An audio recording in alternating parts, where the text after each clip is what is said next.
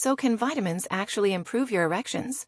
Well, today, I'm going to talk about how folic acid has been studied and might have some benefit improving erections.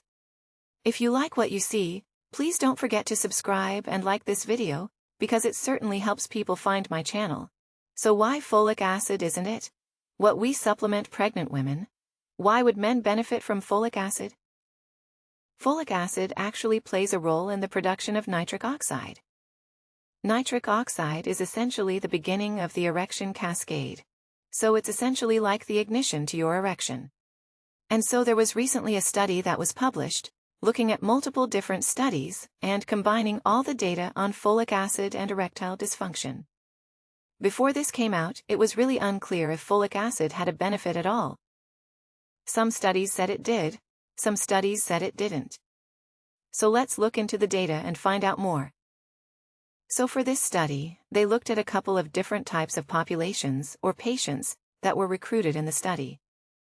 One was comparing the level of folic acid in the blood or the serum folic acid between patients who were either normal and healthy and had normal erections to those who had erectile function to see if there was a difference in the other part of the studies that they looked at. They compared outcomes between men who took folic acid and those who didn't, using a validated questionnaire. And what's a validated questionnaire? Well, it's actually a survey that's given to patients that's been studied in a diverse group of patients and has been validated to correlate with the severity of a condition. In basic terms is if somebody answers this questionnaire, you're going to get a score, and that score is going to tell you how bad their erectile dysfunction is.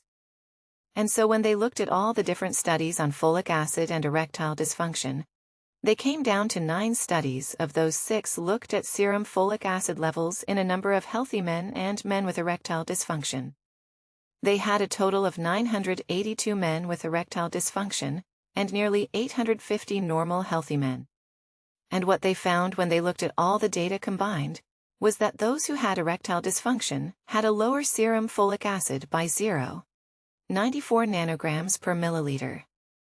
And that actually got significantly worse as the erectile dysfunction continued to get worse. In 2 studies, they compared the patient's erectile dysfunction before getting folic acid to after getting 3 months of daily folic acid. And in those studies, they used a 0.4 mg dose or a 0.5 mg dose of folic acid every single day. They had a total of about 140 patients. And what they found was that they did have a significant decrease in their severity of erectile dysfunction.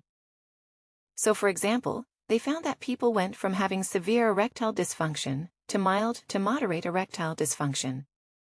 So there was a significant difference in the strength and quality of their erections. And the last thing they looked at specifically men with diabetes. They gave them tadalafil, which is a medication that's commonly used for erectile dysfunction, often known as Cialis, and they gave them 10 milligrams every other day. They then divided these patients up into 2 groups. One group got 5 milligrams of folic acid every single day, and the other group got a placebo or a sugar pill, and 5 milligrams is actually a much higher dose than is often given to patients for folic acid. So that is one thing to be aware of. They chose diabetic men specifically because men with diabetes tend to do worse with medications for erectile dysfunction. They're less likely to get an erection that's sufficient for penetrative intercourse, or hard enough to have sex with just pills alone. And so they wanted to see if adding folic acid would actually make a difference. And what did they find? They saw that men had a significantly higher increase in the quality of their erectile function score on this validated questionnaire that correlated with an improvement in erectile function compared to those who didn't get the folic acid.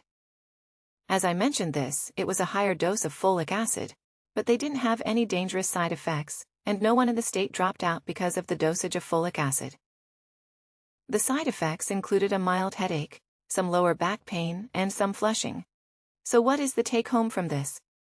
Should you start taking folic acid for your erectile dysfunction? Well, the jury is still out.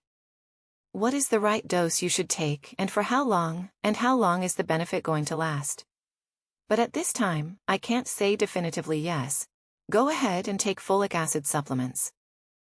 If you decide that you want to try folic acid, please make sure to touch base with your primary care doctor, because there are certain medications that you shouldn't take with folic acid. Specifically, certain types of seizure medications, and a host of other medications as well. You can, however, consider taking foods that have higher levels of folate in them. That includes legumes, spinach, broccoli, lettuce, certain fruits like bananas and melons, orange juice and tomato, no juice, yeast mushrooms, and certain meats like beef, livers, and kidney. All are really high in folate. So if you like those foods, certainly add them into your diet, and that may help. The biggest thing to help with erectile function is keep yourself healthy. Have a healthy diet. Make sure you're staying active and lose weight.